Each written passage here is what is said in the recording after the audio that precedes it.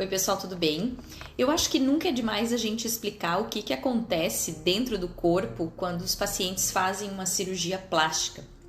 O que acontece imediatamente após o trauma, a lesão a que os pacientes são submetidos. Independente se é uma lipoaspiração, abdominoplastia ou alguma alta tecnologia associada.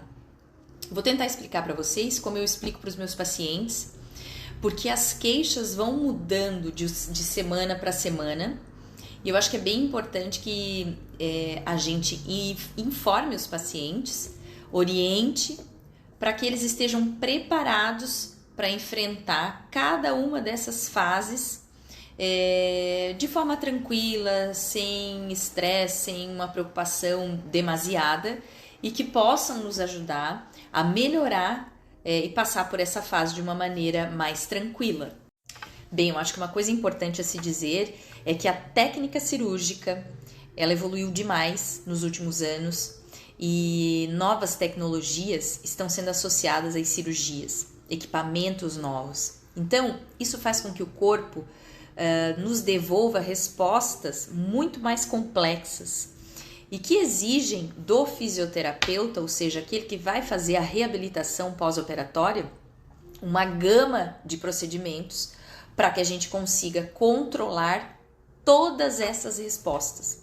Então, hoje em dia, não basta só nós trabalharmos com uma técnica, que antigamente era a técnica de drenagem linfática.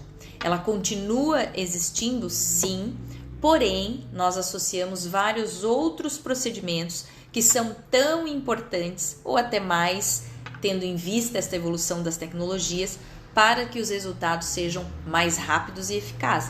Bem, tendo conhecimento disso, qual que é a queixa das pacientes? Vamos lá. Então, uma paciente fez lipoaspiração, abdominoplastia, geralmente essas técnicas estão sendo muito associadas.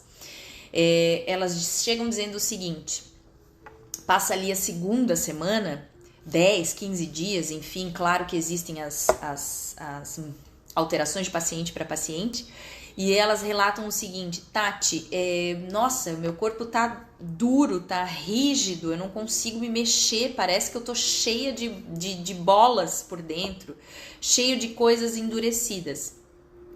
E isso é esperado, isso faz parte do processo, né? Então, o que eu explico para as pacientes? Processo inflamatório agudo, a paciente incha, mas é aquele inchaço bem mole, aquele edema que ela consegue mobilizar com a mão, ela sente a água correr. Então, essa fase inflamatória aguda, né? Qualquer lesão que a gente tem, qualquer machucado, a primeira coisa é o corpo se defender e produzir líquido, inchaço, absolutamente esperado e normal. Tá? Importante, né? O organismo se mobilizar para defender, né? Para se defender. Na segunda semana, entramos na fase proliferativa, a fase em que o organismo já inchou e agora está começando a desinchar. E esses espaços que foram retirados, né? Onde a gordura foi retirada, o organismo observa que precisa repor aquele tecido, aqueles espaços. Aquele tecido é produzido, é a fase proliferativa, que é nada mais nada menos do que colágeno. Colágeno é importante para restabelecer aquele tecido que foi lesionado. E eu brinco com as minhas pacientes, o que é o colágeno? O colágeno é aquilo que a gente perde no rosto, é aquilo que a gente perde na parte interna da coxa, principalmente depois dos 40, né? E é um tecido mais resistente, com uma densidade maior, que é o que a gente quer repor, principalmente na face, né? Como a gente tem uma lesão e essa lesão é intensa no corpo, é produzido muito colágeno. E o colágeno endurece, enrijece. E aí vem a queixa das pacientes: Tati, eu tô me sentindo rígida, dura, presa. Isso é normal, isso é a produção de um tecido que está preenchendo aqueles espaços e que realmente ele é mais denso e que nós precisamos controlar essa produção e entender o que precisa ser feito em cada fase para que isso seja minimizado, para que esse desconforto seja minimizado e a gente possa evoluir. E uma analogia muito legal que a gente pode pensar, e eu falo para as minhas pacientes, é o seguinte: você fez uma obra, arrancou o piso do chão, quebrou tudo, limpou, né? A obra é a cirurgia, e aí depois você vai jogar cimento naquele chão. O cimento é o colágeno que o organismo joga aonde teve lesão. O cimento, a princípio, ele é jogado de qualquer maneira, né? E ele é mole, tá misturado com água, né? E a gente, o pedreiro, enfim, ele vai alinhar aquele cimento ali no chão para que ele fique bem simétrico e ocupe todos os lugares. O colágeno é a mesma coisa, é o cimento que vai preencher aqueles espaços. E eu, fisioterapeuta, junto com o paciente, vamos organizar todo este cimento, este tecido dentro do corpo.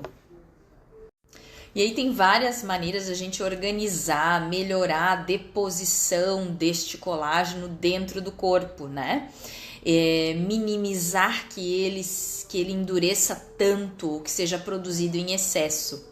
Eu sempre falo para as pacientes, uma das coisas é hidratar muito o corpo. A água, por exemplo, ela fluidifica as secreções. Quanto mais a secreção tiver fluida, mais possibilidade ela tem de ser retirada do organismo, do corpo.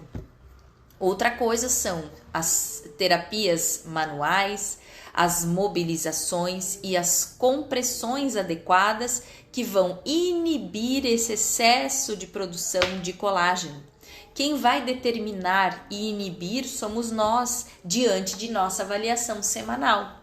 Então, é muito importante esse olhar do fisioterapeuta. Sobre a drenagem linfática, que é uma técnica manual que faz a mobilização do sistema linfático. Eu explico sempre para as minhas pacientes. Existem outras maneiras de você mobilizar e ter efeito sobre o sistema linfático, que não somente com a drenagem linfática, que é uma técnica específica de mobilização dos fluidos, tá?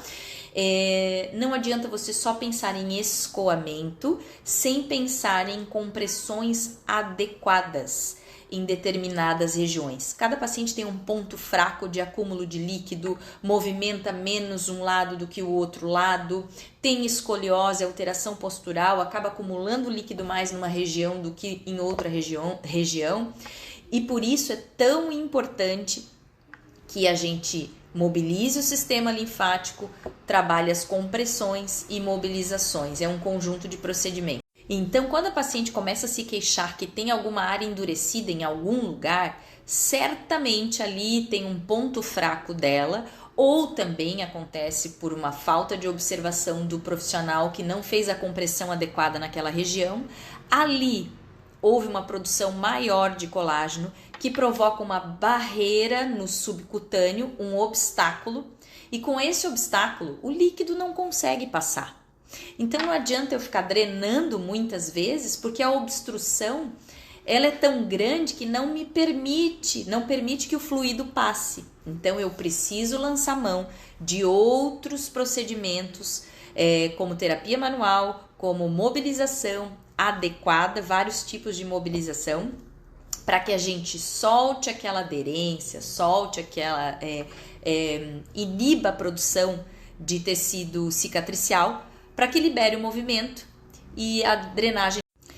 Continuando, se eu consigo soltar aquela restrição, se eu consigo inibir a produção em excesso de tecido de cicatrização, que é o colágeno, que é o cimento, voltando lá anteriormente, se eu acabo com essa obstrução, muitas vezes a drenagem ocorre naturalmente, eu não preciso me preocupar em drenar, porque o organismo ele está preparado para essa drenagem, é algo automático. Então, eu preciso me preocupar sim com a mobilidade do paciente, com essas obstruções no subcutâneo, com a cicatrização adequada, e o restante acontece naturalmente. Tá certo, pessoal? Então, a importância das pessoas entenderem esse processo, dos pacientes entenderem esse processo e nos auxiliarem na recuperação. Então, assim, o processo de cicatrização é um negócio bem legal, é uma coisa muito interessante, muito bonita, é muito perfeito. O corpo humano é muito perfeito, né?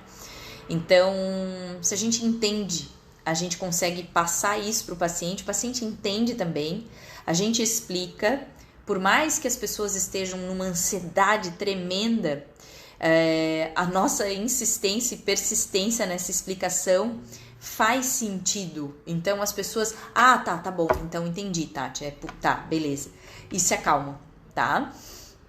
Então, pessoal, eu espero ter ajudado colegas e pacientes, e se precisarem de mais alguma coisa, eu estou à disposição sempre. Tchau, tchau.